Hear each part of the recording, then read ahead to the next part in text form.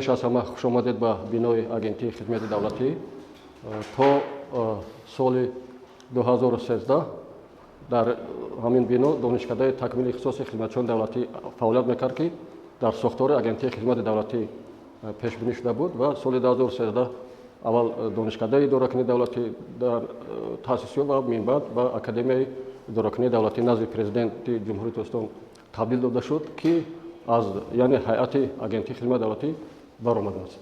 خب این بینای همین سابق دانشکده تکمیل اختصاصی خدمتچیان دولتی ما است.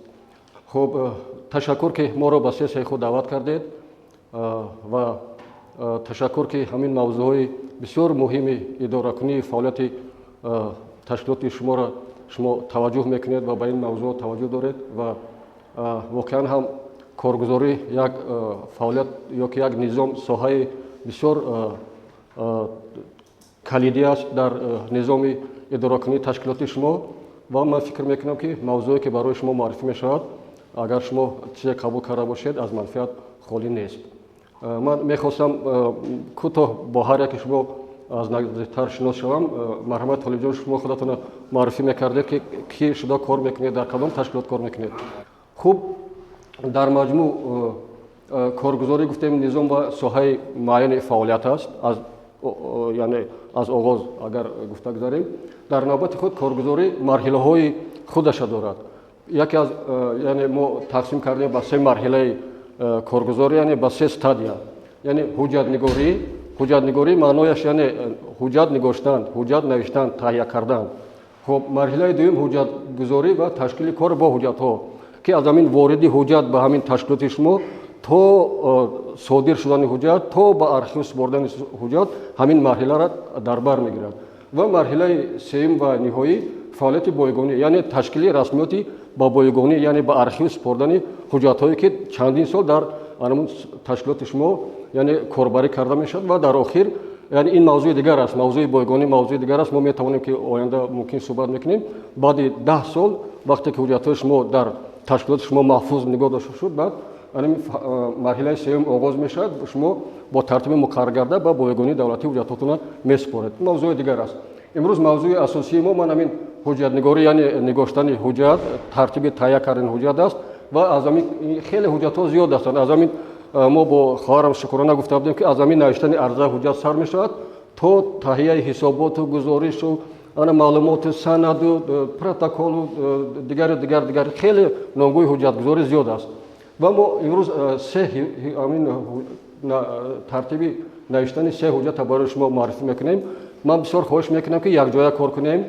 فقط من قبل نزنم شما هم اشتراک کنید در رفت صحبت در رفت معرفی موضوع فکرتون رو گویید، اندیشه های خودتون نظر خودتون رو گویید در شما همین حجت ها چگونه تهیه میشوند. من فکر میکنم که بعد موضوع ما برای شما پورا دسترس میشود. خب یعنی پیش از همه باید گفت که همین حسابات و گزارش پرینسیپ های خودشون دارن. وقتی که شما منم میشنید حرکت میکنید که حسابات یا گزارش تهیه کنید برای همون تشکیلات خودتون به نام رهبری تشکیلات پیش از همه به خاطر بیارید که باید همین پرینسیپ ها رعایت کرده شوند. پیش از همه پرینسیپ قانونگذاری مثلا حسابات و گزارش که شما می‌نویسید باید که اقلاً در دایره همین دستورالعمل نمونه‌ای کارگزاری در مقامات دولتی، مؤسسه، کارخانه و دیگر تشکیلات جمهوری اسلامی تهیه کرده شود. در همین این هم موضوع دیگر است. اگر خواهش باشد ما این موضوع را ادامه میدیم. خب یعنی در همین دستورالعمل نمونه‌ای تمام ترتیب و قاعده و عموما ساختار کارگزاری پیش بینی شده است. از واردات حجت گفتیم تا به ارشیو سپردن در همین دستورالعمل همین قاعده ها پیش بینی شدن که شما میتوانید همین دستورالعمل مورد کار هر روزه خود قرار دهید. در شما شعبه عمومی نیست یا که چخیل است ترتیب یعنی کارگزاری حجت را که براه میماند در همین دارید общий отдел да общему понятию общий отдел да من همون یعنی که با حجت گذاری نه فقط همون کارمندان شعبه عمومی باید مشغول باشند.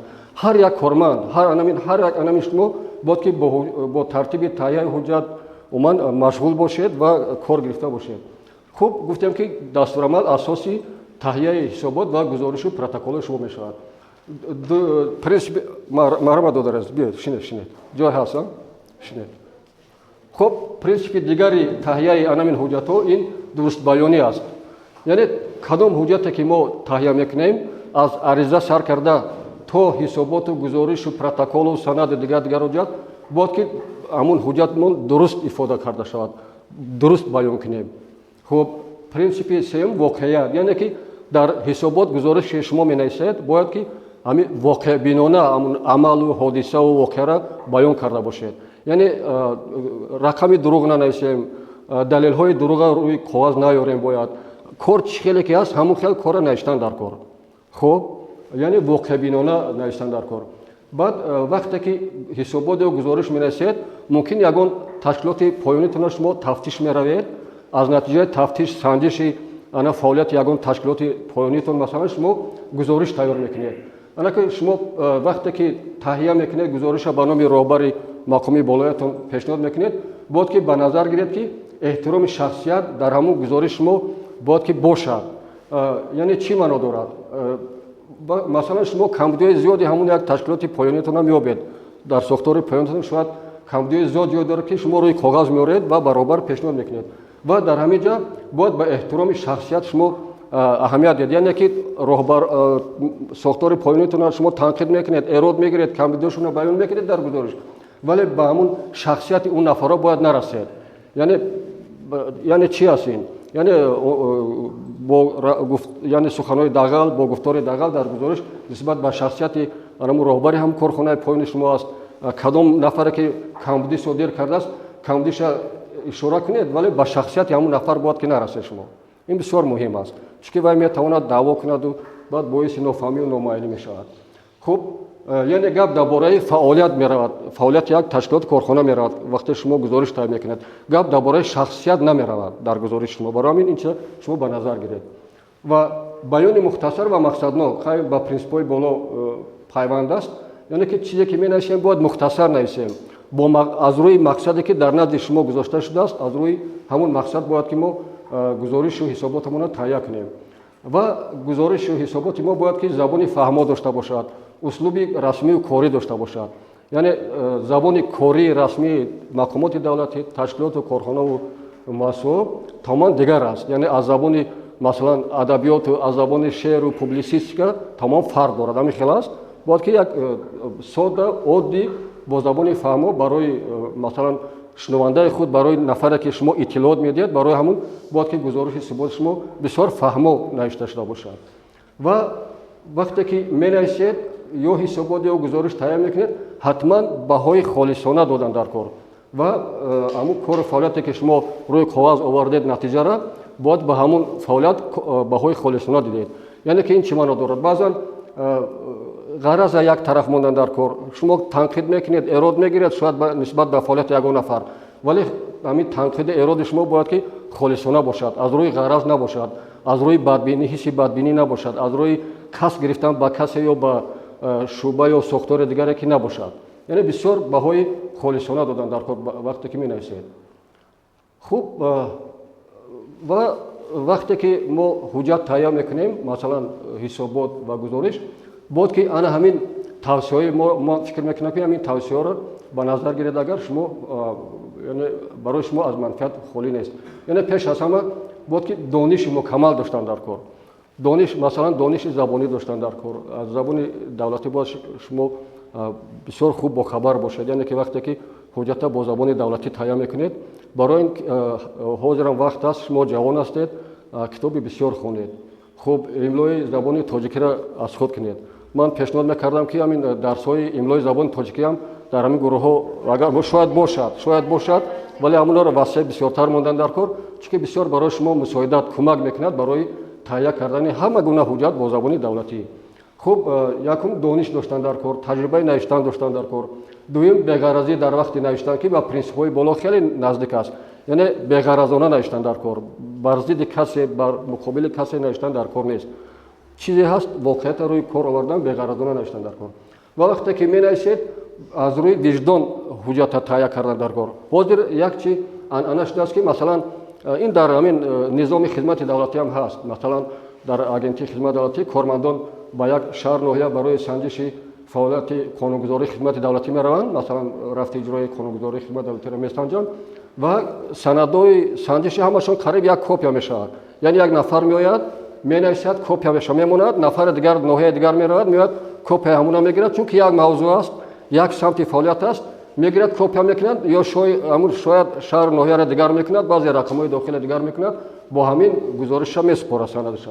барои ҳамин кӯшиш кинед ки мустақилона нависед, копияи дигар нафара рӯбардор карда аз рӯи ҳуҷҷати дигар нафар ҳамун санадатона таҳия накунед, гузориш аст ё ки ҳисобот аст. ин бисёр муҳим аст. агар мустақилона кор накунед, баъд ҳамин хелоли ҷавон ҳастед, баъд танбал мешавед, баъд оҳиста хай дигар ҳамин аз ин доираи ҳамин баромада наметавонед. яъне ки бисёр мустақил кор кардан дар кор. маҳалаш барои тавсия, барои маслиҳат бо кормандоне ки рафта омадан маслиҳат кардан мумкин, фикри онҳоро гирифтан мумкин дар баъзе ҳолатҳо, вале копия кардани як ҳуҷҷати як нафари дигар аз номи худатон ман фикр мекунам, ман шуморо дар назар надорам, дар маҷмӯъ бояд ки ин тар набошад. хуб ва вақте ки агар шумо шояд ман фикр мекунам ба санҷиш ҳам меравед, аз рӯи натиҷаи санҷиш гузориш тайёр мекунед, санади санҷиш тайёр мекунед, кӯшиш кунед ки вобаста набошед. яъне ки вақте ки ба маҳал меравед, ба дигар ҷо меравед, агар масалан ин аслан ин барои хизматчиёни давлатӣ аст, масалан бисёр сафарҳои хизматӣ анҷом медиҳанд, ба зерсохторҳои худро месанҷанд, яъне ки вобаста набудан быть независимим от той другой организации, аз дигар ташкилот ки шумо онҷоро месанҷед. яъне чӣ маъно дорад? яъне ки бояд шумо ҳар хел хурдагирӣ накунед. масалан хуб ана баъзан мутаассифона ҳолатҳо ҷо дорад ки ана моро иҷа баред, ана ба мо ана хӯроки инҷа тайёр кунед, закаснои тайёр кунед, дигар ин чизо бояд набошад. ин чизоро бояд ки фаромӯш кунем. ҳамин меравед, мешинед, менависед, таҳлил мекунед, меояд гузориштонро таҳия карда месупоред. хуб баъд яъне ки шумо чизе менависед, бояд ки ҳамун гузориш шумо як манфиат бахшад ба мардум, ба роҳбари ҳамун ташкилоти шумо, умуман ба кормандони шумо, ба ҳамун ҷое ки шумо рафтед тафтиш кардед, санҷидед, бояд ки ягон манфиат бахшад. аз рӯи гузориш шумо бояд як қарори бисёр хуб таҳия карда шавад ва мавриди амал қарор гирифта шавад. яъне ки барои ин боз ҳамамун таҷрибаву донишу яъне ки бисёр кор кардан лозим меояд. аслан агар ҳамин тавсияҳо агар ман фикр мекунам ба инобат гирифта шуд, ино тавсия ҳастанд, агар ба инобат гирифта шуд, ман фикр мекунам навиштаи шумо бисёр хуб ва хонданӣ мебарояд. хуб боз тавсияҳои дигар аст дар низоми навиштани ҳисобот ва гузориш. пеш аз ҳама масалан вақте ки менависед ба таҳия кардан оғоз мекунед, фикр кунед ки ҳисоботи шумо ё гузориши шуморо кӣ мехонад. пеш аз ҳама роҳбари шумо мехонад. ҳамин хел аст. шумо менависед, ба сардори шуъбатон пешниҳод мекунед, сардори шуъба мехонад, таҳрир мекунад, ислоҳ мекунад, дуруст ки шуд, баъд ба роҳбари ташкилотатон шумо пешниҳод мекунед ҳамун гузориш ё ҳисоботи худатона. ана ки яъне роҳбари бевосита, яъне роҳбари ҳамун шуъбаи шумо мехонад, роҳбари ташкилот мехонад, ҳамкорон мехонанд гузориши ҳисоботи шуморо, шояд мутахассисони дигар вазороти идораҳо ташкилотҳо хонанд гузориши шуморо, барои баррасӣ меравад, шояд шаҳрвандони манфиатдор хонанд, яъне касоне ки ба ҳамун ташкилоти шумо муроҷиат кардааст ва аз рӯи муроҷиат як шаҳрванд, шахси воқеӣ шумо гузориш тайёр кардед, ба он нафар равон кардед, яъне натиҷаи мактубаша санҷидед. бинед анамин категориҳо ҳуҷҷати шуморо мехонанд. яъне аз анаминҷа хулоса баровардан дар кор ки бояд ҳуҷҷати навиштаи ман бисёр саҳеҳ бошад, дуруст бошад, хоб хонданӣ бошад, равон бошад, воқеӣ навиштагӣ шуда бошад ва кӯтоҳу мухтасар бошад. хуб ки вақти анамин қадар мардума мо нагирем бисёр ва ҳамин қадар мардум аз навиштаи мо манфиат бояд бардошта бошад. ин бисёр муҳим аст. хуб тавсияи дигар ин аст ки яъне ки вақте ки менависем ба худамон савол диҳем ки хуб ман гузориш менависам, хуб ман ҳисоботи шуъбамона навистам, пешниҳод кардам, бояд мо ба чӣ комёб шавем аз натиҷаи ҳамин навиштаамон. ман фикр мекунам ки пеш аз ҳама аз рӯи навиштаи шумо бояд ягон қарори дахлдор қабул карда шавад барои пешравии кор, барои манфиати кор, барои ислоҳи вазъияти камбудиҳо ягон қарор қабул карда шавад, барои ҳалли мушкилоте ки масалан шумо дар ҳамун гузориштон ҷой додед, бояд ки ягон қарори дахлдор қабул карда шавад. хуб анакун ман мехостам фикри шуморо фаҳмам. дар ҳамин масъала шумо ҳисобот гузориш менависед ягон нафар ҳамин аз рӯи яъне ки гӯем ки дастурамалҳои хизматитон аз рӯи иҷрои вазифаҳои ҳаррӯзатон менависед. با زبان دولتی می‌نویسید یا که با زبان روسی اصلا تهیه میکنید میسپرید؟ نوشته دروغ ننوشته. بله بله بله بله دورتر نوشته بله درست است. خوب بله بله بله فکر شما 100% درست است.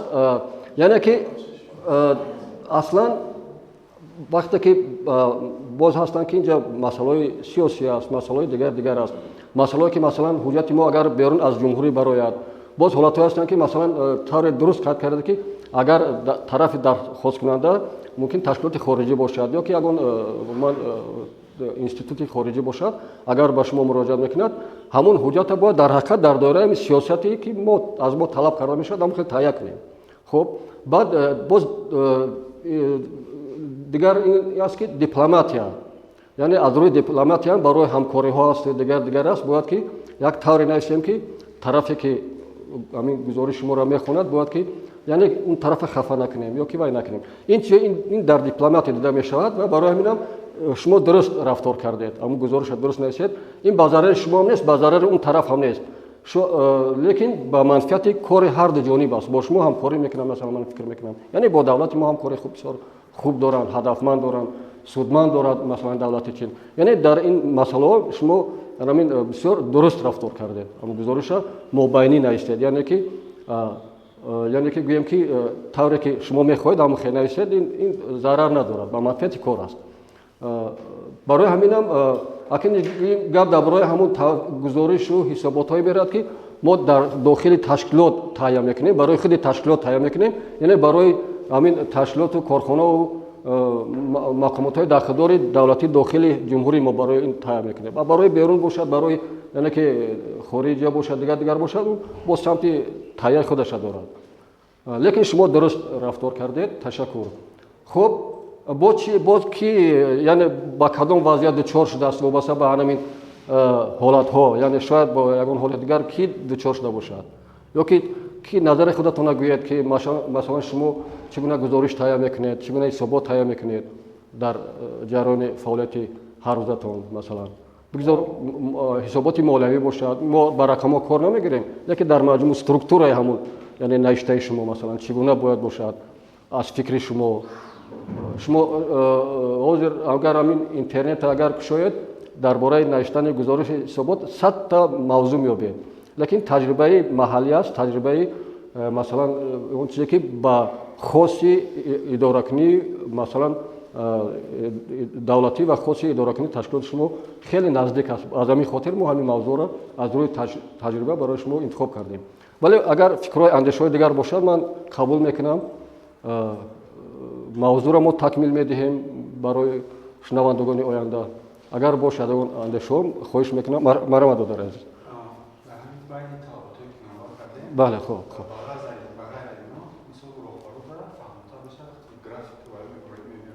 خب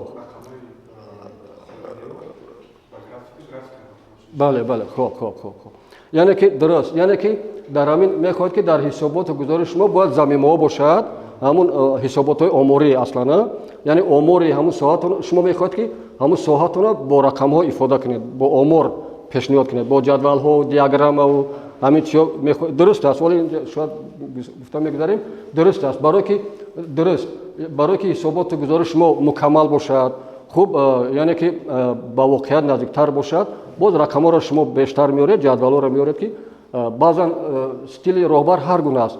بعضی راهبرانی است که از روی متن اطلاعات بیشتر میگیرند. خب بعضی راهبرانی هستند که از روی جدول آماری اطلاعات بیشتر میگیرند، خودش میگیرد، تست مقایسه میکند، تحلیل میکند، خلاصش میبرد راهبری همون تشکیلات. بعضی راهبرانی هستند که از روی متن خونده بعد فکرش خلاصش میبرد، بعد ضرورت شاید جدول نمیمونه. درست است که در وقت پیشنهاد باید که دیاگرام و جدول آماری همون ساحه شما هم ضمیمه شود، بسیار خوب میشود. خب وقتی که حجت تهیه میکنیم، مثلا گزارش یا حسابات، کوشش کنید که وقت خواننده حجت شما را نگیرید. تصور کنید که راهبر شما کارش خیلی زیاد است، مجلس میرود، صحبت دارد، قبول دارد، یعنی که باز почтаи ҳаррӯзаро аз назар мегузаронад. Ине ки бисёр вақташ маҳдуд аст. Барои ҳамин чӣ қадар шумо кӯтоҳ нависед, ҳамон қадар шумо вақта сарфа мекунед ки ба манфиати кори ҳам шумо аст ва ҳам ба манфиати кори роҳбар аст. Ине кӯтоҳ нависед, кӯтоҳ баён бошед. Чӣ ҳуҷҷате менависед, кӯтоҳ баён бошед. Ман таҷрибаро нақл мекунам. Масалан дар низоми мо вақте ки масалан ба ман баъзан ҳуҷҷата меоранд, санади санҷиш аз 5-6 саҳифа бояд зиёд набошад, то 10 саҳифа меоранд. Хайр рафтааст, нависааст, овардааст, 10-12 саҳифа меоранд, шрифти 14 расмӣ, кори расмӣ. Хуб ман мехонам ва мекунам, ягон ман аз 3-4 саҳифаша хат занед, хат намезананд. Хайр мумкин як абзац хат мезананд, мераванд шрифти 12 карда меоранд. Акн боз як саҳифа кам мешавад ки ҳамин аз рӯи вай. Боз яъне ин хел бояд набошад. Кӯшиш кунед ки кӯтоҳ нависед, кӯтоҳ баён бошед. Баъд эрод мегирем, мо ҷанҷол мекунем, баъд вақтам мегирад, мехонед. Бинед ки дар низоми хизмати давлатӣ зиёда аз 18 000 хизматчии давлати шаҳрвандӣ фаъолият мекунад. Тасаввур кунед ки агар якварақӣ ҳар рӯз мо агар сарфа кунем 18 000 варақ мешавад. Як варақӣ агар сарфа кунем, эконом кунем, 18 000 варақ мешавад. Ин чанд пачка коғоз мешавад? 36 пачка коғоз мешавад. Анаки баъзеҳо 3, 4, 5, 10 варақ сарф мекунанд, беҳуда сарф мекунанд. Тасаввур кунед дар як рӯз, дар як моҳ, дар як сол. Ин ҳамаш моликияти давлат аст, ин ҳамаш бюҷет аст, ин ҳамаш хароҷоти беҳуда аст, масъулият аст. Ана ман фикр мекунам ки шумо ҳам ҳамин принсипа бояд ки риоя карда бошед. Кӯтоҳ бошад, марҳамат. Ана вай идеяи наз. Ана дар низоми хизмат давлатӣ мукотиба хеле зиёд аст. Ҳамин мукотибаи ҳуҷҷатҳо хеле, назороти ҳуҷҷатҳо хеле зиёд аст ростига. Яъне ин зарурат ҳаст ки ҳамин кор амалӣ мегардад, роҳандозӣ карда мешавад, вале акн чӣ хел набошад, бояд ҳамин гӯем ки вақте ки ҳуҷҷат таъин мекунем, дуруст аст.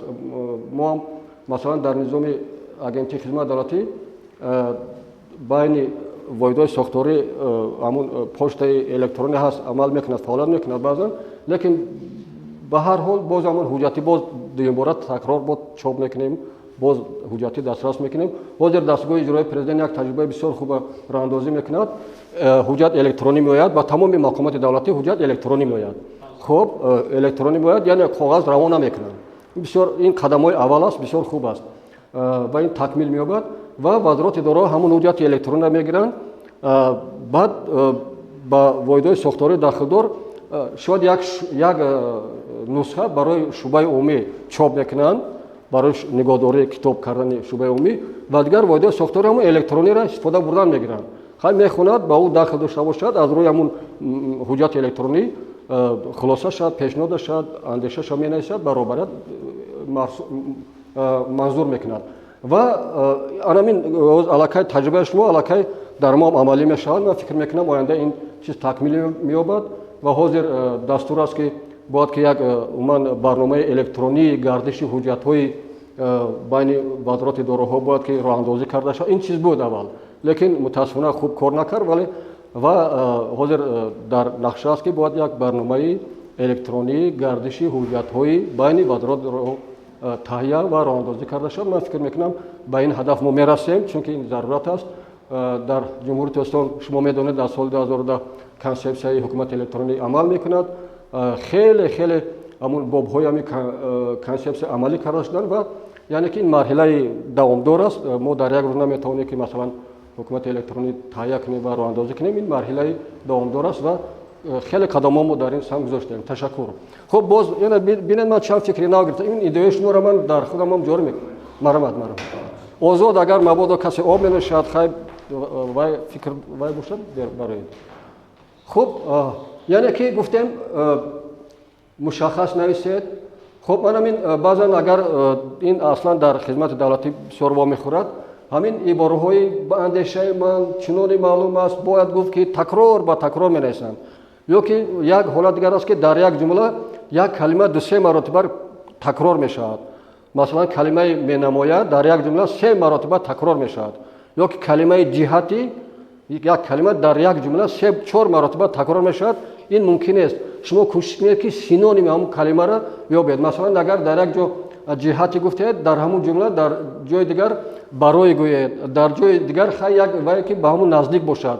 ё масалан агар дар як ҷо менамояд гуфтед дар як ҷои дигар амуро дигар хел истифода баред калимаро ёфта яъне ибораҳоро такрор накунед бисёр хуб калимое ки маълуману бисёр маъно намебошанд ҳамонро истифода баред кӯшиш кунед ки дар навиштаатон бигузор ки ҳамин кӯтоҳ ҳам бошад ҳисоботу гузориш шумо аббревиатура истифода набаред яъне ки шакли кӯтоҳ карда шудаи калимаҳо истифода набаред чунки аббревиатураро масалан шояд шумо мутахассиси ҳамун соҳа ҳастед мефаҳмед ё ки соҳаи мо агар аббревиатура ахд нависем мо мефаҳмем вале вақте ки барои иттилоот гиранда ки мо мактуба равон кардем ахд вай намедонад ки ин чӣ мазмуну чӣ муҳтаво дорад ахд барои ҳаминам фикр мекунам тавсияро ба инобат гиред баъд ҳар ҷумлае ки менависед бояд ки асоснок карда шавад умумӣ нагӯед хуб калимаҳои духураву маънои бисёр доштаро истифода набаред ки як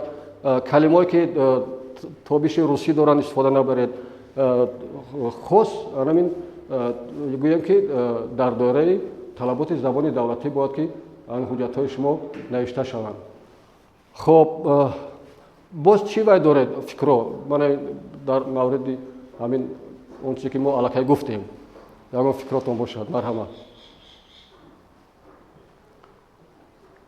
хуб ин чизе ки ҳаст дар дастурамали коргузорӣ омадааст ки вақте ки чӣ ҳуҷҷате ки шумо менависед аз ариза сар карда тамоми ҳуҷҷатгузории ташкилоти шумо бояд ки дар вараки формати А4 дар компютер таҳия шавад ҳамин хел аст ман ҳамин вараки А4 ҳамин вараки А4 аст хуб ан агар ним ки шуд ним варак бошад А5 мешавад дар дастурамали чиро ишора шудааст формати пештара 11 буданд ана ҳозир ҳамин А4 аст вақте ки ними ҳамин варак бошад А5 ине ки шумо чӣ ҳуҷҷате ки менависед бояд ки дар вараки А4 нависед дар як вараки пурра нависед вале боз ҳолати дигар аст ки дар вараки А5 ам нависта мешавад масалан мактуби ҳамроҳӣ менависед ки сопроводилка мекунед дар замимааш баъд як ҳисобот ё гузориш мемонед ан ҳамун мактуби сопроводилкаро метавонед ки яъне мактуби ҳамроҳиро дар вараки А4 нависед азбас ки мо гап дар бораи ҳисоботу гузориши протокол менависем ин ҳуҷҷатҳо бояд ҳатман дар вараки А4 таҳия карда шаванд хуб талаботи дигар барои ташкилоти шумо аз ҷумла бояд ки ҳамин бо ҳарфи 14 таҳия карда шавад ҳуҷҷати шумо хуб бо ҳарфи 14 таҳия карда шавад ҳам ба ҳукумати ҷумҳурияти Озбекистон ҳам ба дастгоҳи иҷроии президенти ҷумҳурияти Озбекистон вақте ки шумо мефиристонед ва ба тамоми сохторҳои худ ба тамоми вазорат идораву ташкилотҳои хориҷӣ ки шумо мактуб ирсол мекунед ҳуҷҷат ирсол мекунед бояд ки бо шрифти 14 таҳия карда шавад ва ба истисно вақте ки ба муҳтарам ҷаноби олӣ ҳуҷҷат пешниҳод мекунед бо шрифти бояд ки 16 бошад хуб хай мумкин дар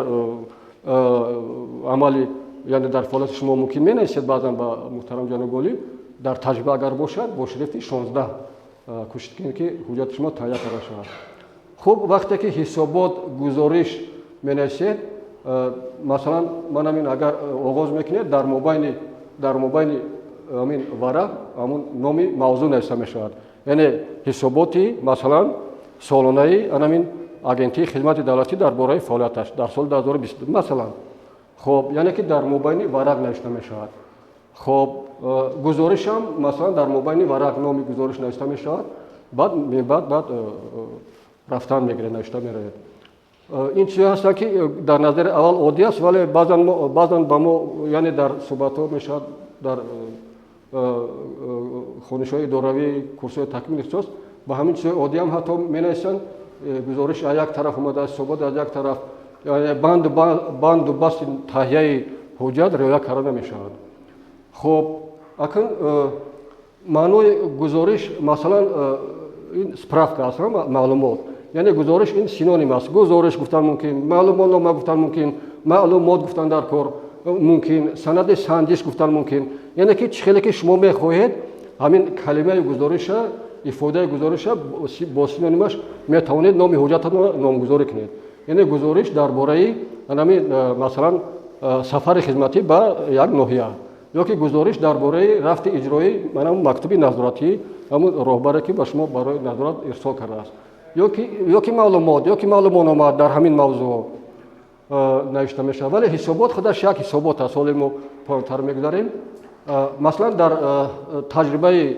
агентии хизмати давлатӣ мо вақте ки санҷиш мероем ба мақомоти давлатӣ то сатҳи ҷамоатҳо мо ҳуҷҷати мо гузориш ном надорад ҳуҷҷати мо санади санҷиш ном дорад санади санҷиш ном дорад ин дар ҳамун қонунгузорӣ ҳам пешбинӣ шудааст ки агентӣ аз рӯи санҷишҳои худ санади санҷиш таҳия мекунад баъд дар ҳамин санади санҷиш дар охири санад мо ҳамун пешниҳодҳоамона баён мекунем барои ислоҳ камбудиҳо масалан дигар баъд равон мекунем ба ҳамун мақомоти дахлдор. хуб акн мо гуфтем ки гузориш таҳия мекунем ҳисобот таҳия мекунем вале худи ҳисобот чист оли мо кӯшиш мекунем ҳама структураи ҳисобот якҷоя кор кунем мана бинед метавонед сурат гиред метавонед қайд кунед ин ҳисобот як ҳуҷҷатест ки маълумот медиҳад дар бораи фаъолияти як соҳаи муайян хуб масалан ҳисобот гуфтем дар бораи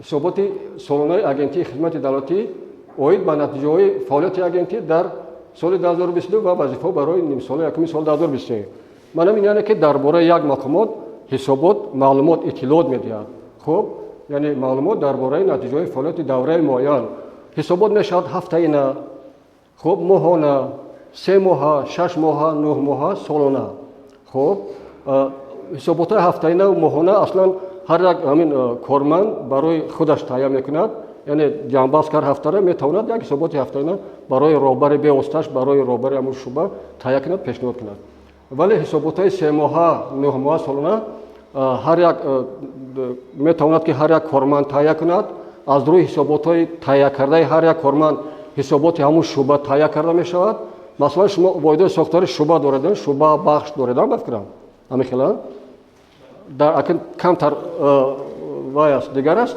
шакли сохторҳои шумо яъне ки вақте ки ҳисоботи шуъбаи шумо таҳия шуд ҳамаи шуъбаҳо ҳисоботашона масалан солонаро таҳия мекунанд аз рӯи ҳисоботи ҳамаи воҳидҳои сохтории ташкилоти шумо ҳисоботи солона таҳия карда мешавад ҳисоботи солонаро ҷамъбаст мекунад як шуъбае ки масалан ҷамъбасткунандаи масалан ана шуъбаи ташкилӣ аст шуъбаи иттилоот аст шуъбаи ҳисоботҳо аст шояд шартан мегӯям анамон мегирад аз рӯи ҳисоботҳои ҳамаи шумо баъд ҳисоботи солонаи ташкилота таҳия мекунад ва пешниҳод мекунад хуб яъне ки дар таҷриба ягон шакли ягонаи ҳисобот мавҷуд нест яъне стандартӣ ёки бо ягон қонун татбиқ карда шудаи шакли ҳисобот нест навиштани ҳисобот озод аст чунки хоси ҳар як ташкилоту корхона ҳисобот навишта мешавад масалан барои хизмат давлатӣ тамоми ҳисоботи солонааш тамом дигар аст ҳоле мегузарем вале барои ташкилоти шумо шаклу сохтори навишти ҳисобот тамом дигар аст ҳамихел аст талабот дигар аст хусусияти хоси фаъолияти шумо дигар аст бинобар ҳамин қонунгузорида ягон шакли ягонаи стандартии ҳисобот гӯем ки пешбинӣ нашудааст хуб танҳо мана як савол вале ҳастанд ҳисоботҳое ки шакли стандартӣ доранд кадом ҳисобот ҳастанд дар ташкилоти шумо ана истифода мешаванд ҳисоботҳое ки шакли стандартӣ доранд дар бланк гирифта мешаванд масалан бале ана ҳисоботҳои баланс ҳисобот хоб бале ҳисобот яъне ҳисоботҳои молиявӣ дуруст ҳисоботҳои омурӣ яъне ҳар моҳ ба омур шумо ҳисоботи моҳона месупоред агар сар вақт наспоред бо ҷарима меандозанд ин муҳосибо медонанд бале ана бланкҳои алоҳида дорад ки дар ҳамун пур мекунед дуруст яъне ҳисоботҳои омурӣ ҳисоботҳои молиявӣ ҳисоботҳои хоҷагидорӣ хуб ана ҳисоботҳои соҳаи андоз аст дар бланкҳои эъломиҳое ки шумо пешниҳод мекунед бланкҳои алоҳида дорад хуб ҳисоботҳои соҳаи гумрук аст баъзе ташкилоти идораҳо ҳастанд ки боз яъне ҳисоботҳошон дар бланк гирифта мешавад ва онҳо дар ҳақиқат шакли стандартӣ доранд шакли муқарраршуда доранд ва аз рӯи ҳамун мо пур мекунем аз доираи ҳамун ҳисобот мо берун намебароем вале ҳисоботе ки мо дар бораи фаъолият менависем ин тамом ҳисоботи дигар аст ҳисоботи озод аст ва бо талаботи ҳамун соҳаи ташкилотатон шумо ҳисобот менависед. хоб анакин ҳамин сохтори ҳисоботи шумо чӣ гуна аст? яъне структура отчета вашей организации. Агар ягон кас ҳисобот тайяр карда бошад ки хонда бошад, як ҳамин хел умумӣ гӯяд ки чӣ гуна аст структураи ёки сохтори ҳисоботи ташкилотҳои шумо. Шумо аз намоядаи чанд ташкилот ҳастед? Агар вохӯрда бошед ё худатон тайяр карда бошед ҳисоботи шӯъбара масалан ёки ҳисоботи ҳамун ташкилотатона, кане гӯем ки чӣ гуна аст сохтори ҳисоботи шумо дар таҷриба умумӣ. бале не дар ҳамун ҳисобот шумо бале мавзӯи ҳисобот баъд ҳамун кадом самтҳоро дар бар мегирад масалан. бале ин ҳозир барои масалан ҳисоботи агентии хизмати давлатӣ якум меояд нишондиҳандаҳои фаъолият. хоб ана дуюм меояд воридот ва содироти мавод, яъне омад рафти ҳуҷҷат. хуб сеюм меояд муроҷиати шаҳрвандон, баъд нишондиҳандаҳои омории соҳаи хизмати давлатӣ оварда мешаванд. хуб баъд фаъолияти ҳуқуқи эҷодкунӣ оварда мешавад. акн ба шумо шояд дахл надорад ин чиз. баъд рафти иҷрои дастуру супоришҳову иҷрои барномаву консепсияу стратегияи давлатӣ оварда мешавад. хуб баъд омӯзиши рафти қонунгузории хизмати давлатӣ дар ҳамун сохтори ҳисобот ҷой дода мешавад. баъд татбиқи технологияи кадрӣ, озмон, аттестатсия, захира, ротатсия ки дар низоми мо пешбинӣ шудааст, ино таҳлил карда мешаванд. баъд ҳамино оварда мешаванд. баъд таҳсили хизматчиёни давлатӣ оварда мешавад. масъалаҳои ташкилию тарғиботӣ оварда мешавад. масъалаҳои ҳамкории байналмилалӣ дар ҳисоботи мо оварда мешавад. хуб баъд камбудиҳои соҳа нишон дода мешавад. баъд мо хулосабарорӣ мекунем, баъд пешниҳод баён мекунем дар охири ҳисоботамон ва вазифаҳои агентира масалан барои давраи муайян мо пешбинӣ мекунем. яъне як ҳисоботи солонаи агентии хизмати давлатӣ барои соли 2022 34 саҳифа шудааст. аз ҳамин структура аз ҳамин назар агар кане як фикр кунем ки ҳисоботҳои шумо чӣ доранд дар дохилаш, ман ва ё мушаххасан ман намепурсам. манам чӣ хеле ки ман фаҳмодам ҳамин хел кани ҳисоботҳои ки Фирӯзҷон марамад умумӣ ҳамин хел. хоб марамад боз ҳисоботи кадом ташкилот чӣ гуна аст аз нигоҳи шумо, аз назари шумо, аз таҷрибаи шумо, агар вохӯрда бошед ё худатон дар таҳияаш иштирок карда бошед.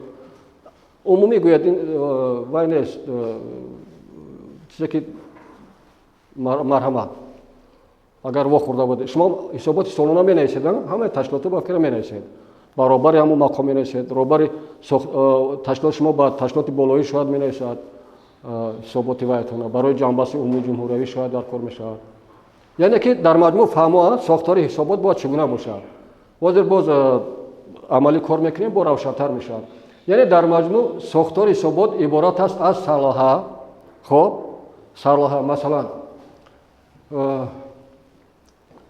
ҳисобот оид ба натиҷаҳои фаъолияти агентии хизмати давлатӣ назди президенти ҷумҳурии Tojikiston дар соли 2022 ва вазифаҳо барои нимсоли якуми соли 2023. салоҳаи ҳисобот ин ҳатмӣ барои ҳамаи ташкилотҳо ҳамун ягона аст. салоҳаи ҳисоботатон меояд. дуюм ханҷа ман шарта нависам ҳисобот дар бораи натиҷаҳои фаъолияти муассисаи давлатӣ рокушо. ин ташкилоти шартӣ аст. хуб баъд меояд қисми муқаддимавӣ.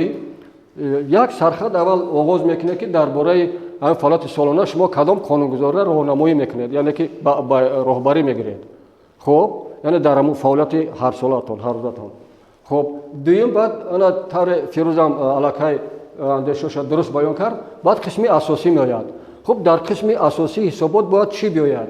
меояд нишондиҳодҳои солонаи ҳамун муассисаи ташкилоти шумо. хуб аз рӯи самтҳо аввал як самта таҳлил мекунед, чиқале ки Фирӯз аллакай гуфт, як самта таҳлил мекунед, ҷамъбаст мекунед, баъд ба самти дуюм мегузаред, баъд ба самти сеюм дигар ҳамин хел тамоми самтҳои бояд ташкилоти шумо берун аз ҳисоботи солона бояд намонад. хуб ана баъд масалан ман фикр мекунем дар ҳамин ҳисоботҳои шумо ҳатман ҳамин вориду содири ҳуҷҷатҳоам ҳатман баён карда шавад, агар хуб мешавад. чунки ҳамин мукотибо хеле кам аст. шояд аз рӯи хусусияти бале аз берун воридот кам аст. агар ман фикр мекунам ин барои таҷриба аст, ин ҳатмӣ нест. اگر بینید که من فکر میکنم در این صحبت شما یعنی این نشان دادهای آنم شعبه عمومی شما را نشان این کاس میکند همین خلاص که فعالیت یک ساختار شما را نشان میدهد که در همین مورد وارد و صادر حجت ها کدام فعالیت انجام داده است. خب بعد اگر که میتوانید مراجعات های شخصانی واقعی و حقوقی را علاهیده تحلیل کرده یک جمله اقلا یک ابزاس اشاره کنید. اگر که وارد شده باشند مراجعات ها باشد همین خلاص. خب یک ابزاس دیگر میتوانید مسائل نظارتی را تحلیل کنید. گویید که من در دوام سال با همین تشکیلات ما همین قدر همین مواد نظارتی وارد شد. خب در نتیجه از روی مواد نظارتی همین کارها انجام داده شد و یک ابزاس دو سه سرخط درباره یعنی اجرای همون موادهای نظارتی شما میتوانید که نوشته باشید. خب بعد انا طوری گفتید بعد اگر فعالیت حقوق ایجاد کنی شما که ندارید این استثنا می شود. رفت اجرای همون برنامه‌های دولتی دارید یگون شاید در ساحه شما هم باشد عمل گردد یگون استراتژی دارید یگون کانسپت دارید در نظارت همون تشکیلات شما کرده باشد حتما رفت اجرای همون تحلیل میکنید روی کاغذ میارید یک ابزاس دو ابزاس مختصر. خب بعد مسائل تشکیل ترغیباتی اگر در ساحه شما اگر راه اندازی کرده شوند حتما با یک سرخط دو سرخط نشان میدید که فقط مثلا در سمت فعالیت استحصالی شما کدام کار انجام دادید ولی در سمت کارهای تشکیلی ترغیباتی هم شما یک خیلی کارها را انجام دادید. شما اشتراک میکنید که مثلا در همین چهاربینای تمام چهاربینای جمهوری من فکر میکنم شما اشتراک میکنید همین خلاص چهاربینای فرهنگی در اشتراک میکنید یا که نه من فکر میکنم دعوت میشید اشتراک میکنید همون فعالیت تشکیلی و ترغیباتی و فرهنگی و همون ایدئولوژی ساعتونه شما میتونید که در حسابات مختصر نشان دهید. این فعالیت شما است کار شما است این یعنی که همون کار خودتون واقعا روی کاغذ آوردید. خب مرحبا ممکنه در 15 صفحه ifade کردن ممکن. خب انا بعد وقتی که تمام سمت‌های فعالیت ساعتون در حسابات نشان دادید بعد با قسم خلاصه میگذارید.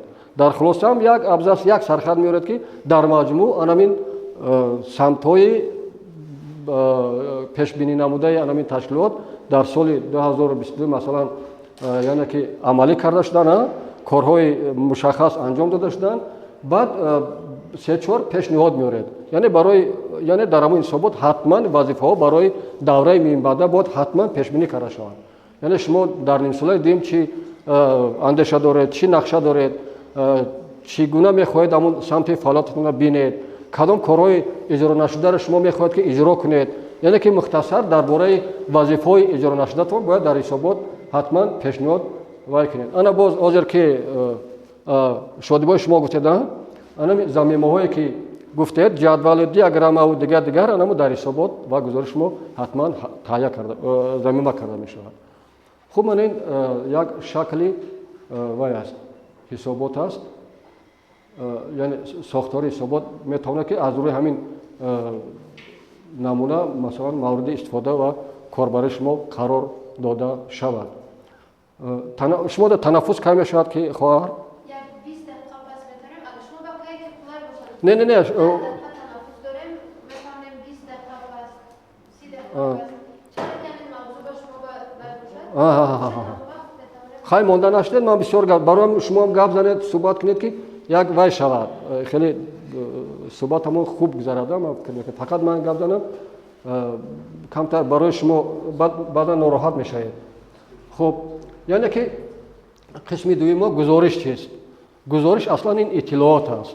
خب در هر صورت گزارش گفتیم سپراوکا معلومات ما سند سنجش این پیش از همه اطلاعات است که یک سمت معین در همون گزارش ما ifade میکنیم. مثلا گزارش در شکل آزاد نوشته میشود یگان قانونی تهیه گزارش تهیه کرده و قبول کرده نشده است چون که با کدام خاطر آزاد نوشته میشود چون که همه سمت‌های فعالیت همه ساحه‌ها خصوصیت خاص خودش دارد. خب برای همین هم گزارش خیلی که حسابات آزاد نوشته میشود گزارش هم آزاد نوشته میشود نمونه استانداردش نیست. خب مثلا شما چگونه گزارش می‌نویسید یعنی سپراوکا می‌نویسید اگر معمول تر باشد برای شما در کدام سمت در باره چی سپراوکا می‌نویسید معلومات نامه می‌نویسید یعنی هر کدام شما اینا در رفتی کارتون منیشید یکم وقت سپورش گزارش کنین امی خلاص این بعضا طلبات است طلبات یعنی که من فکر میکنم من ببینید برای که در یک جا سوختار نشود برای پیشگیری کردن یا وقتی که سوختار میشود بعد همه مقامات در تکدام میزنند تشویش و دیگر یعنی برای پیشگیری کردن یک حالت یعنی کارهای پروفیلاکتیکی کارهای پیشگیری کننده گذرانده میشه به همین خاطر اونو من فکر میکنم اونو باید فقط برای سنجش نروند برای طور اینا گفتید خودتون اظهار کردید برای آموزاندن روند برای دادن توصیه متدی روند اصلا باید مقصد این باشد خیلی اگر مسئله نظارت مالیاتی باشد این دیگر گپ این خصوصیت خاصی ما نیست ما وای نمیکنیم مقامات داخلدار هستند که مسائل مالیاتی را نظارت میکنن میبرن کاربری میکنن یعنی که در مجموع فهمیدید یعنی که انا گزارشم ساختار خودش دارد استруктурای خودش دارد مثلا سال هم میمونیم در گزارش در همون سپراوکه که مینویسید بگذار یک صفحه هم باشد گزارش ما باید که سالها داشته باشد بعد قسمی مقدمه‌ای دارد یعنی که گزارش درباره چی نوشته میشود مثلا از روی سپارش راهبری تشکیلات شما گزارش می‌نویسید میخلاص خیلی سپارش می‌دهید که رفتنمون شیخ یک تفتیش کرده تا بگو با من یک صفحه گزارش پیشنهاد کنه میخلاص در تجربه در همین و شما یا که یک میگید که نه رفتن شعبه استحصالی را سنجید در 3 روز در مدت 3 روز با من گزارش پیشنهاد کنید یعنی که حتما با دستور راهبرتون شما گزارش تهیه میکنید خب از روی نقشه کاری همین همه تشکیلات شما باید نقشه کاری سالانه نیم سالانه داشته باشد دارید نقشه کاری در اون نقشه کاری من فکر میکنم که همون هر یک بندش کسی مسئول است باید که اجرا کنه در مهلت مقرر شده خب نقشه کاری مسئول دارد مهلت دارد مسئول مثلا شما هستید مهلت اجرا انا ماه مای 2023 انا در ماه مای که انجام یافت باید شما با 1 ایون باید برابر مقام یا تشکیلاتتون وابسته با بند اجرای همین نقشه کاریتون باید حتما گزارش پیشنهاد کنید همین چیز به فکر رعایت میشد یا که نه در تجربه شما که این همین باید حتمی باشد وقتی که نقشه کاری شد بندها در اونجا ifade یافتن در مهلت مقرر شده همون نقشه باید که حتما شما گزارش برابرانتون پیشنهاد کنید مثلا سردار شعبه شما برابر تشکیلات که من وابسته با بند یک نقشه کاری برای نیم ساله یکمی سال 2023 درباره فلان مسئله انم شعبه کارهای زیری رو انجام داد بعد همون یک صفحه یک نیم صفحه کارهایی که مربوط به همین بند داخلدار اجرا کردید همون مینویسید برابر پیشنهاد میکنید و همون بند و در آخر همون گزارش مینویسید که با نظر داشتین خواهشمندیم بند مذکور از نظارت فیروز این تجربه را دارد علاقه کسی در مقامات دولت کار کرده است خواهشمندم همین بند از نظارت خارج کرده شود انا اون بند از گردن شما ساکت میشود دیگر دومین باره اون بند از شما نمیپرسند ولی اگر شما اجرا کنید و گزارش پیشنهاد نکنید وقتی که در آخر سال مجلس جنبش سال می شود نقشه کاری باید حتما در همون حسابات یا که در برآمد یگان نفر تحلیل کرده شود و بعد وقتی که شما گزارش ندادید شعبه عمومی نمیداند که همین بند اجرا شده یا نشد بعد باید گزارش میدهد که انا شعبه مثلا استحصالات همین بند یک همین قرار نقشه کاری را اجرا نکرده است منطقا همین خیلی میبرد اگر برای همین بعد میتونه که با همون نفرها جزا مقرر کرده شد برای اجرا نشدنی یعنی که نقشه کاری تشکیلات این از روی این نقشه شما گزارش مینویسید خب یگان میروید یگان جا را میسنجید آماده وای مینویسید خب یگان حجت نظارتی هست مثلا در شما حجت نظارتی وارد میشن بعضا هستن بفکرم حجتی که به نظارت گرفته میشن خوب هستند انم حجت نظارتی مهلت اجرا دارد خب مهلت اجرا دارد وقتی که مهلت اجراش اومد اقلا 3 روز 5 روز پیش از مهلت اجرا بعد وابسته به همون حجت نظارتی شما حتما گزارش نویسید و رفتی همون حجت نظارتی رفت اجرا شد در یک نیم صفحه نویسید گزارش نویسید برابر پیشنهاد کنید اگر که مهلت آینده نداشته باشد از نظارت میگیرید رابرت از نظارت میگیرد ولی اگر مهلت با منبع داشته باشد برای معلومات پیشنهاد میکنید یعنی گزارش فاصلوی پیشنهاد میکنید خب باز منبع ممکن بعد 3 ماه مهلت آینده باشد باز گزارش علاوگی تهیه میکنید و پیشنهاد میکنید این چیزا برای هم مقامات دولتی ҳам хоси ташкилоту корхонаҳои давлатӣ аст, ҳам хоси ташкилотҳои ҳамин шумо аст ки бояд ки ин роҳандозӣ карда шавад дар фаъолияти идоракунии ҳамун ташкилоти шумо. ин барои ҳаминам ман фикр мекунам ҳамин чизҳоро ба инобат гиред. хай дар қисми гузоришам ҳатман баъд дар охири гузориш хулоса менависед, пешниҳод менависед, 1 банд, 2 банд, 3 банд вобаста ба моҳияти масъалае ки рӯи коғаз овардед.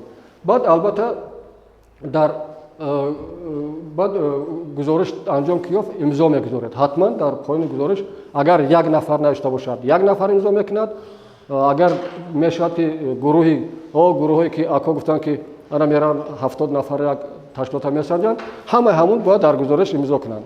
5-6 нафар 7 нафаре ки санҷиша гузаронданд дар поёни гузориш бояд имзо кунанд. гузориш ва ҳисобот гап задаем, ҳозир баъд протоколда мегузарем. яъне ҳисобот бод хусусияти худаша дорад. пеш аз ҳама гуфтем ки аз ҳафтаина то солона навишта мешавад. ин бо салодиди ҳамун роҳбари ташкилот аст. хоҳад ҳафтаина талаб мекунад, хоҳад 3 моҳа, 6 моҳа, 9 моҳа солона. ин ба иродаи ҳамун роҳбари ташкилот вобаста аст. яъне мо тавсия медиҳем ки ҳисоботҳои шумо бояд аз 5 то 10 саҳифа зиёд набошад, хеле кам навишта шавад.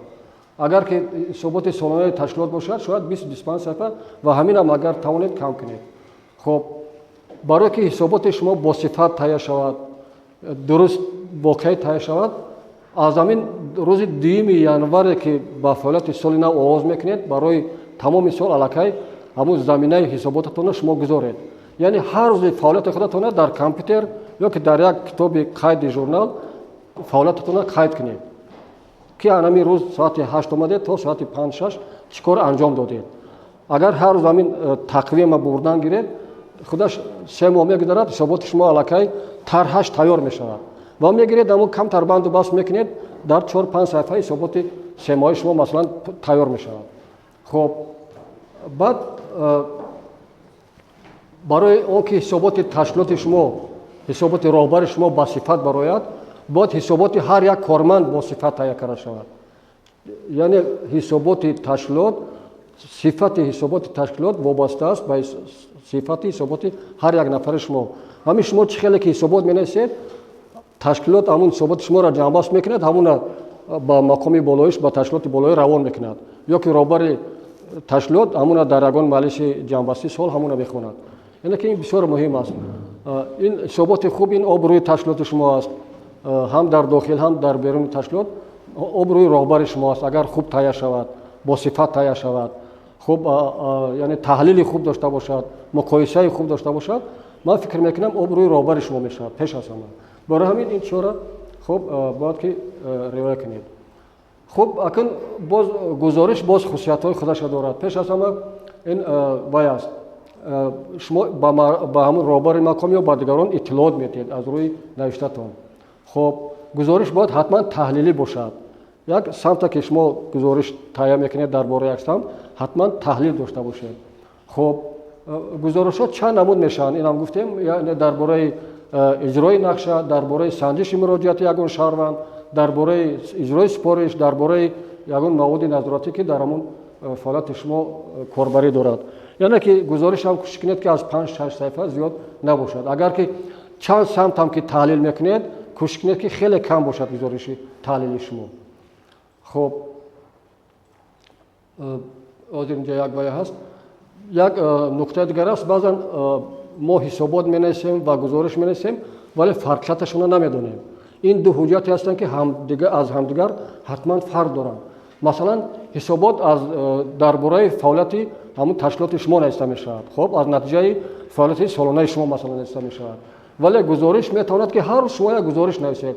ҳисобот ҳар рӯз навишта намешавад, лекин гузориш, справка, маълумот ҳар рӯз метавонед як гузориш нависед. дар ҳисобот як нафар имзо мекунад. агар шумо ҳисоботи инфиродӣ нависед, яъне ҳисоботи худатонро нависед, худатон имзо мекунед. масалан ба ҳисоботи шумо дигар нафар имзо намекунад. ҳамин хел аст, чунки масъулияти ҳисобота шумо доред.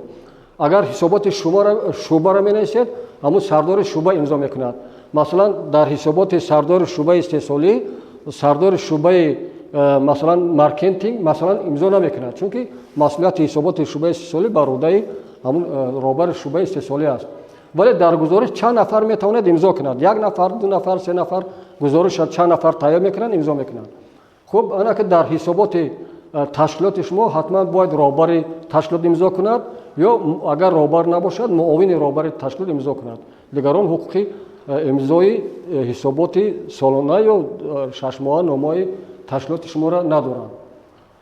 خب анакин мавзӯи дигар пайваст ба яъне як санади дигаре ки шумо таҳия мекунед ин протокол чӣ гуна таҳия карда мешавад. шумо протокол таҳия мекунед дар маҷлисотона ина маҷлис мегузаронед дар шӯъба ё ки дар ташкилот протокол таҳия мекунед. чӣ гуна аст ҳамун протоколи шумо ҳамун шаклаш структураш сохтораш чӣ гуна аст кани як ба ёд биёред ягон хоб масъалаҳое ки масъалаҳои рӯзнома яъне баромадҳои бале яъне қисми қарорро дар назар дорад ки баъд қарор қабул кард. хоб ташаккур дуруст. боз кадом шакла шумо медонед? асосан ҳамин аст. дар маҷмӯъ протоколам намунаи протокол оварда шудааст дар ҳамин дастурамали намунавии коргузорӣ. хоб яъне дар ҳамунҷо сохтораш ба шакли намуна нишон дода шудааст. ва ду шакли навишти протокол аст. шакли васеъи протокол таҳия карда мешавад ва шакли кӯтоҳи протокол таҳия карда мешавад. хоб протокол дар маҷлисҳои машваратӣ барои маҷлисҳои машваратӣ таҳия карда мешавад. ҳам барои гурӯҳҳои корӣ комиссияҳои корӣ ки шумо доред ҳамин ҷамъомадшона гузарондан ҳатман бояд протокол кунанд. протокол ду хусусият дорад.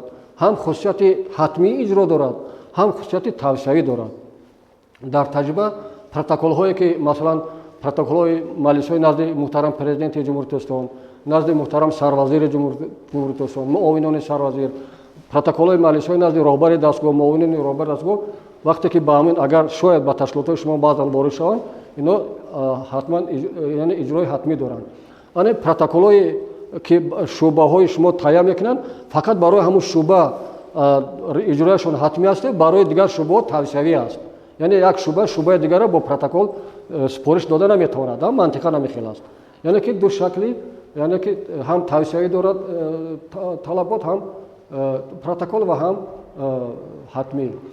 хуб дар протокол ҳам бояд ки ҳамин ваё принсипҳо риоя карда шавад. қонунгузорӣ яъне банду басти протокол дастурамал чӣ ки талаб мекунад дуруст баён ёфта бошад фикрҳо баромади ҳамун дуруст гуфтед шумо ки чанд нафар баромад мекунад аз рӯи баромади ҳамаи ҳамун маърузатчиён баъд қарор қабул карда мешавад. яъне бояд ки ҳамун баромади ҳамун нафарон касе ки протокола таҳия мекунад дуруст ҳамун баромада рӯи коғаз биёрад. мабодо баромадчи як чӣ гуфта бошаду дар протокол дигар чӣ оварда шавад ҳам ҳамун маърузакунанда хафа мешавад ҳам шояд ягон факти ҷиддӣ бошад ки боиси норозигӣ ё боиси баҳс шавад. баъд баёни мухтасар забони протокол бояд фаҳмо бошад. хуб агар масалан вақте ки дар маҷлиси шумо зиёда аз ҳамин 5-6 нафар зиёд иштирок мекунад дар протокол ҳамара мумкин 50 нафар иштирок мекунад дар саҳифаи якуми протокол шарт нест ки ҳамин 50 фамилияро биёред ва рӯйхат алоҳида мешавад ба протокол замима карда мешавад. хуб агар 4-5-6 нафар агар дар протоколи шӯъба таҳия мекунед 4-5 нафар иштирок мекунад метавонед ки фамилияро дар ҳамун оғози протокол биёред иштирокчиён масалан аз рӯи фамилия вазифа ва агар касе иштирок накарда бошад иштирок накард масалан фамилия насаб вазифаш ва сабаби иштирокаш иштирок накарданаш. хуб мо вай дорем ҳозир ман барои шумо намуна кардам шакли мо масалан шакли кӯтоҳи протокол истифода мебарем. хуб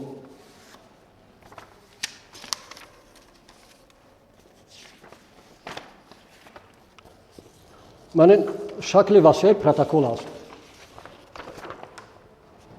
аз ҳамин талаботи дастурамал бармеояд шакли васеъи протокол аст. ҳамин чизе ки шумо гуфтед ҳозир асон ҳамино масалан иштирок кардан ному фамилия агар зиёд бошад рӯйхат замима мешавад бе фамилия меояд. хуб баъд рӯзномаи маҷлис меояд масалан протоколи шумо маҷлиси шумо шояд 3 рӯзнома дошта бошад 3 масъала рӯзномаи маҷлис меояд. вақте ки рӯзномаи маҷлисро менависем باید حتما همون نام مسئله ما با افاده درباره سر شود. مثلا درباره نتیجه فعالیت شعبه استحصالی یا که اوید به فعالیت شعبه استحصالی.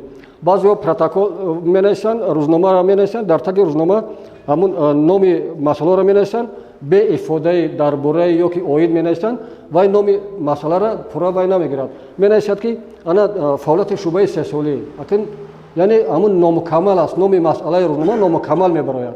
حتما این ترتیب کارگزاری است، تجربه است. حتما افاده کنید که روزنامه مسئله یک درباره فعالیت شعبه استحصالی یا درباره رفت اجرای قرار حکومت درباره فلان فلان فلان یا که اوید به رفت اجرای مکتوبی نظارتی. اما شرط هم میگویم یعنی که باید حتما افاده های درباره اوید به در همون آغاز همون بنده که افاده میکنید باید باشد. خب بعد برآمد کنندگان آورده می شود. بعد در تجربه است که گفتم وقتی که پروتکل واسه شد، وقتی که مسئله یکم شما بررسی کردید از روی مسئله یکم قرار قبول میکنید. مسئله دوم بررسی کردید، من حاضر گفتید برادر گفتم از روی مسئله دوم بررسی کردید قرار همون مسئله را قبول میکنید. این شکل هم قابل قبول است. و با شکل دیگری تهیه پروتکل است. من فکر میکنم این شاید که خوبتر باشد قبولش. ما در تجربه آگنتی هم همین شکل کوتاه استفاده میبریم. یعنی که روزنامه مالی میاریم نشان میدیم، همه مسائلی که بررسی میشن در روزنامه مالی نشان میدیم و یا اول کوتاه کسی که برآمد کرد نام و فامیل و منصباشون مینویسیم. برآمد کنندگان خوب درباره چی برآمد کردن مختصر کوتاه با یک دو جمله افاده میکنیم و بعد از روی همه مسائل یک بار قرار قبول میکنیم. یعنی در بین پروتکل قرار قبول کرد نیو در آخر قرار قبول کرده شد از روی همون چند مسئله که در رفت مجلس پروتکلی بررسی کردیم همه همون قرارها را بگذار بند 4 5 6 بند هم باشد بعد یک جای میشنیم یعنی که یک جای میکنیم. خب این شکلی وای است. گویم که همون نمونه پروتکلی که برای شما فکر میکنم ضرور است.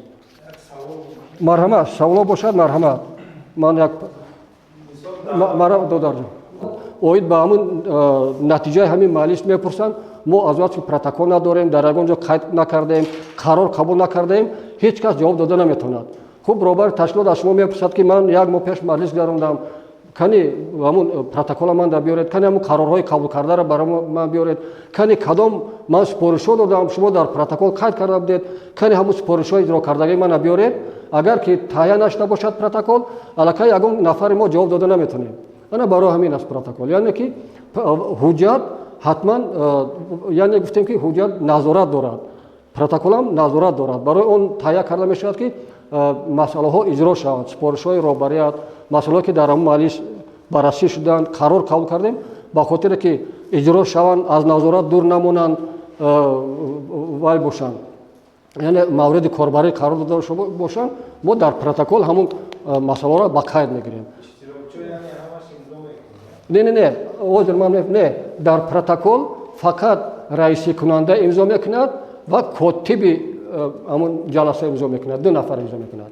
اگر مثلا در اون وقت همه امضا میکند که مثلا همین پروتکل تهیه شد همه شعبه یک نسخه بردن کسی که قبول کرده است در یا در کتابی با قیدگیری همون شعبه عمومی امضا میکند یا که در همون یک نسخه پروتکل امضا میکند بله شناس شدم قبول کردم امضا میکند یا که همه اگر بعضا میشود که در پروتکل آمده است که یک بانکی با پروتکل مذکور همه کارمندان تشکیلات شناس کرده شوند.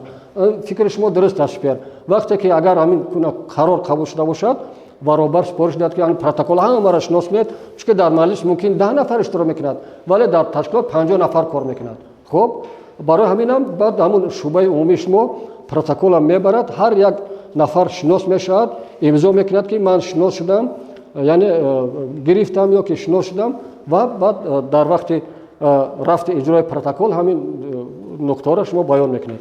یعنی که من پروتکل آگنتی خدمت دولتی پروتکل زنده یعنی پروتکلی که تهیه کرده شده است مثلا از همین 13 ماه. خب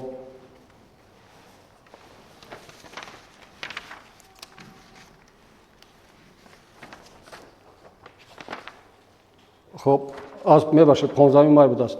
خب رقم 21 من شکلی همین پروتکلی تهیه شده الکی مورد اجرا قرار داده شده. من از 15 مای سال 2023 رقم 21 شهر دوشنبه شماره اشتراکچیان 12 نفر خیلی ضمیمش بعد است روبریت نوشته می شود، کاتب جلسه نوشته می شود.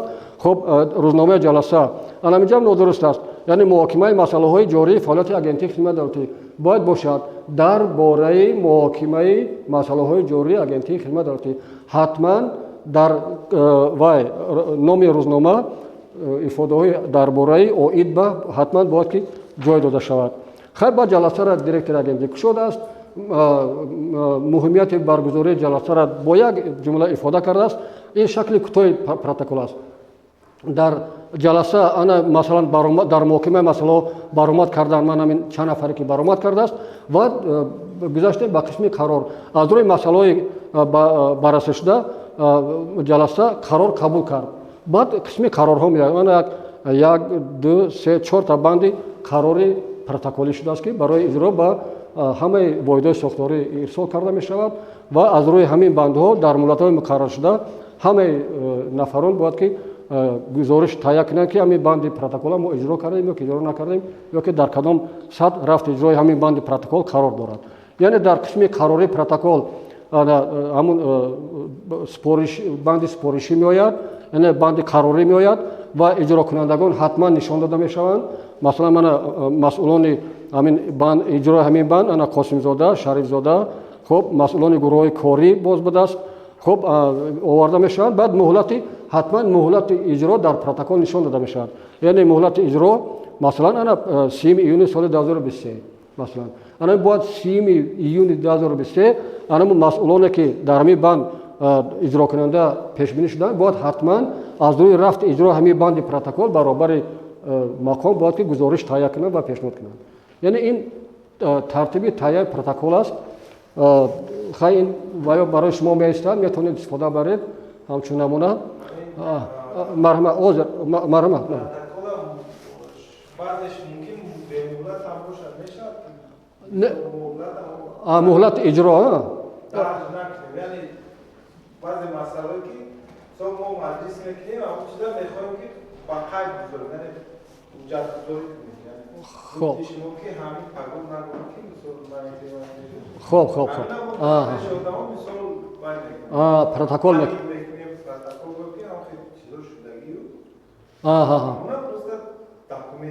حجت میکنیم بله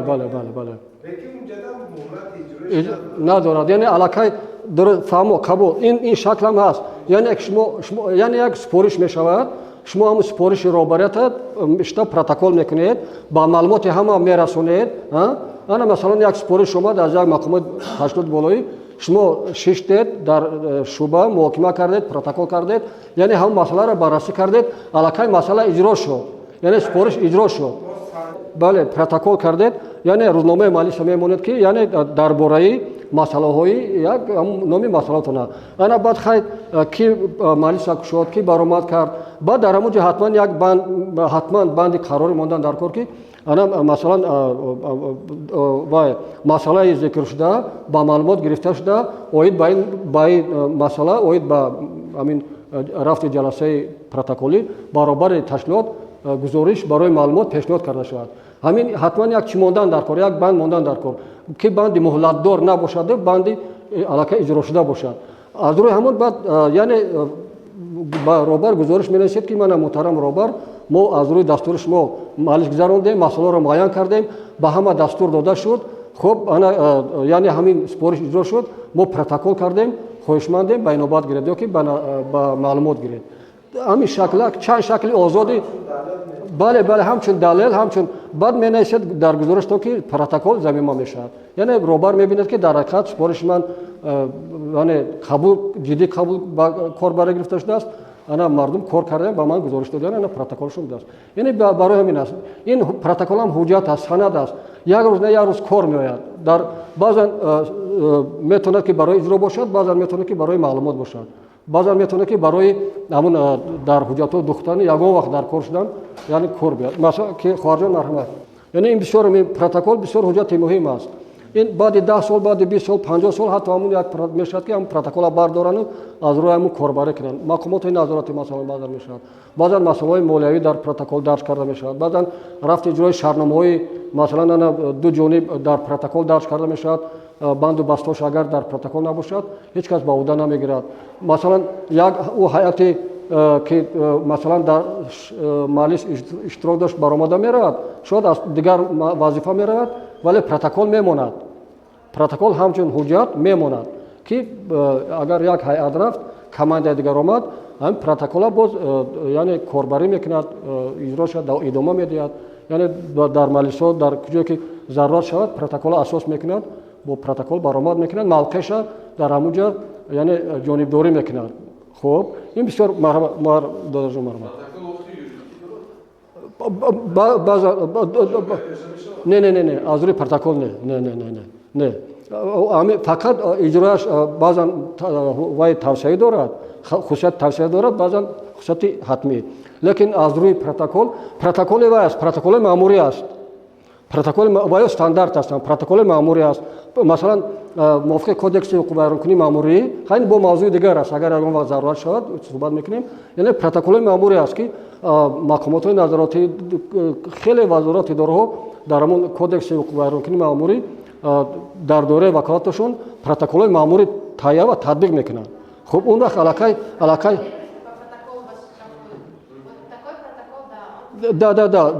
وای علاقه وای خصوصیت حقوقی دارد و نه همون میگم که بله نه اگر این اون تمام موضوع دیگر است که این پروتکل استحصالی است اگر خیلی گیریم اگر و производственный پروتکل مفهومش یک است ولی شکل و استانداردهای خودش دارند پروتکل استانداردهای خودشون دارند البته وای حقوقی دارد اساس حقوقی دارند و مثلا از روی همون پروتکل بعد وای جریمه انداخته میشود و جزای ماموری تعیین کرده میشود تطبیق کرده میشود پروتکل هم اساس میشود برای تعیین کردن همون جزای ماموری یعنی علاقه موقع حقوقش اونجا دارد ولی اگه ما درباره پروتکل استحصالی و پروتکل مثلا منم روزمره کاری ما گپ میزنیم همین خیلی اگر وای باشه باز یک سوال دیگر است اینا صورت گرفت از اینترنت میابید انا وای از وای عدلیه هست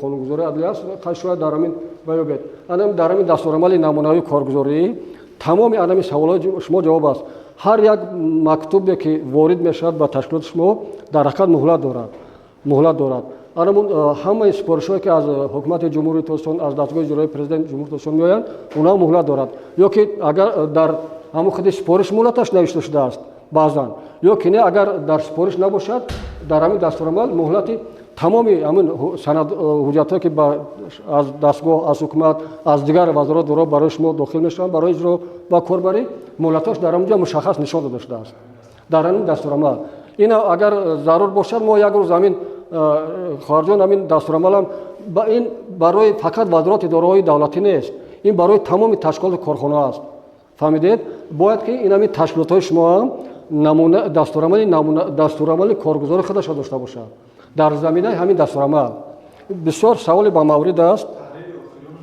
نه این در تحریر نو از 2017 قبول شد این همین عمل کننده همین دستورالعمل او کنگش وای شد در تحریر نو همین این همین نوازر صورت گرفت از کامپیوتر میابید از همین وای مخزن عدلیه میابید از شاید در همون وای من نه ما وزیر کار میکنه من فرزبونو که اومد خارجان فرزا اومدن من همین دسترس میکنم و یا شما در دسترس میکنن از شورابونو شما میگیرید برای که بسیار وای نشاید همین بعد یگان هفته میگیرید همینا این بعد شما باید در حقیقت دستورالعمل کارگزاری باید داشته باشید تشکیلات شما در یک تشکیلات شاید 5-20 نفر کار میکنند در یک همین تشکیلات شما حتما باید دستورالعمل کارگزاری باید داشته باشند این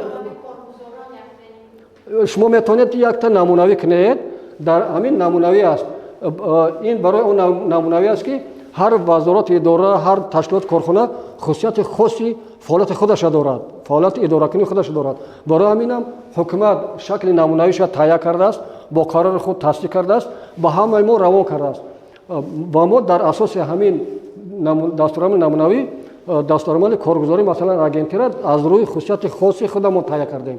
Замина ҳамин мешавад баъзови ҳуҷҷат, лекин боз баъзе ваё ҳаст ҳолатҳо ҳаст ки мо аз худамон илова кардем. баъд дар ин ҷо тамоми мо барои масалан ман метавонам ки барои шумо пешниҳод кунам ҳамин шакли намунаи дастурамали коргузори агентира бо тамоми китобҳои як намедонам 20-25 та китоб мо ташкил кардагем, як олам намунаи санадҳо ташкил кардагем, шакли вориду содиру дигар хеле мо маводи вай дорем ки мо метавонем барои шумо яъне камтар шаклаша дигар карда бо мувофиқаи роҳбариятон мо барои шумо пешниҳод кунем. лекин ина мо ҳатман шумо да пешниҳод мекунем як ҳамин фариза аз сафари хидматӣ биёяд ҳатман ман ваъда метиҳам ки ба шоирабону вай мекунем истифода мебаред. баъд агар савол пайдо шуд омада бо ман ҳамун савола якҷоя вай мекунем чунки ҳозир вақти хеле зиёда мегирад. ин ду-се мавзӯъ ина ман инҷа гуфтаем ҳамин коргузорӣ агар соҳа бошад анамин қисми анамин дар дохили анамин дастурамал пешбинӣ шудагиянд. анамин ҳозир шумо саволе ки додед ҳуҷҷатгузорӣ ва ташкили кор бо ҳуҷҷатҳо аст. яъне ҳуҷҷат чӣ хел ворид мешавад, чӣ қадар муҳлат дорад, муҳлати назоратӣ дорад, кай бояд мо ҷавоб гардонем, яъне ҳамаш анамин марҳиларо фаро мегирад ки ин як мавзӯи алоҳида аст. бо инаш бо як мавзӯи алоҳида аст. инора мо мумкин оянда бале шумо ҷавон ҳастед, ман бовар дорам ки бо компютер хуб кор мекунед, забонҳои хориҷиро хуб медонед. дар як вақт бо забони давлатӣ таҳия кардани ҳуҷҷатам ман бовар дорам ки шумо омӯхтаед, медонед, таҳия мекунед, вале такмил додан дар кор ҳамин ваятона донишатона вобаста ба таҳияи ҳамин дилхоҳ санадҳо аз аризаи оддӣ сар карда то санадҳои дигари ҳамун сохторҳои худатон кӯшиш кунед ки бо забони давлатӣ таҳия карданашо донишатонро васеъ гардонед, мукаммал гардонед ва ман фикр мекунам ин ҳам обрӯи ташкилоти шумо мешавад, ҳам рейтинги роҳбари шумо мешавад. яъне дар маҷмӯъ бисёр вай манфиат дорад ба пешравии анамун соҳаи шумо. ягон вақт агар вай шояд чунки вай ягон вақт мумкин алода суҳбат мекунем. Шакли арзам чанд шакли навишт дорад, чанд намунаи арза аст. Бо як мавзӯи алода шояд ягон вақт вай мекунем. агар саволҳо бошанд вобаста ба ҳамин таҳияи протокол, гузориш, ҳисобот бошанд, ман хай омода ҳастам ки ба шумо посух бигӯям ва ҷамъбаст мекунем. агар бошанд. марҳамат. хоб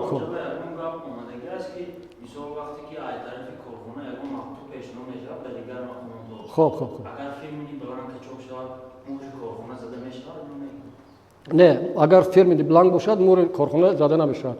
не печат муҳра намемонед. агар фирмини бланк дар гузориши шумо ҳамон мактуби шумо таҳия шавад дар кор нест. вале баъзе ҳисоботҳои оморӣ ҳаст, ҳисоботҳои молиявӣ ҳаст, онаҷо молиятчӣ ҳастанд, дар фирмини бланк ҳам имзои роҳбар мешавад, ҳам сарносӣ мешавад, ҳам печат мешавад. бале вале мана мактубҳои оддӣ рӯзмарра, гузоришҳо, справкаҳо, ҳисоботҳое ки ҳар рӯз ба дигар вазорат дороҳо мақомото равон мекунед ва ё фирмини бланк тамом дигар муҳр дар кор нест. дар марҳамат.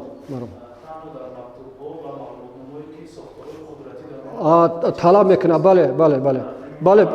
бале ҳам печат талаб мекунад. бале ин мегӯем ки мана мо вай дорем, мана ҳуҷҷатгузорӣ ба ташкили кор бо ҳуҷҷатҳо дар бале ва ё муҳр талаб мекунад, ғайри бланк.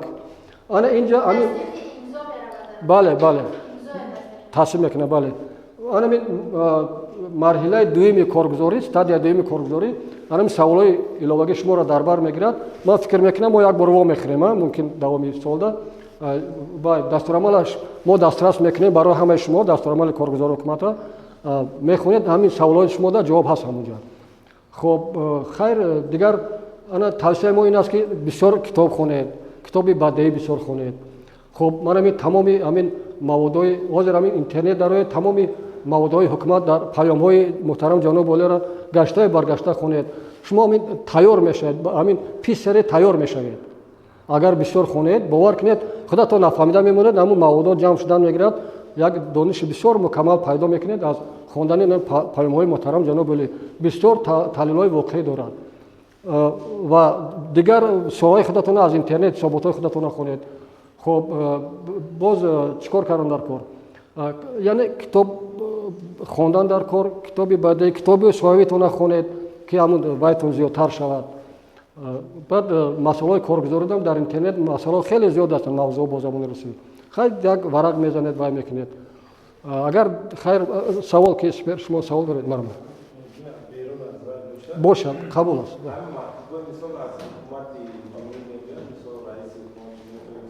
خب بله بله بله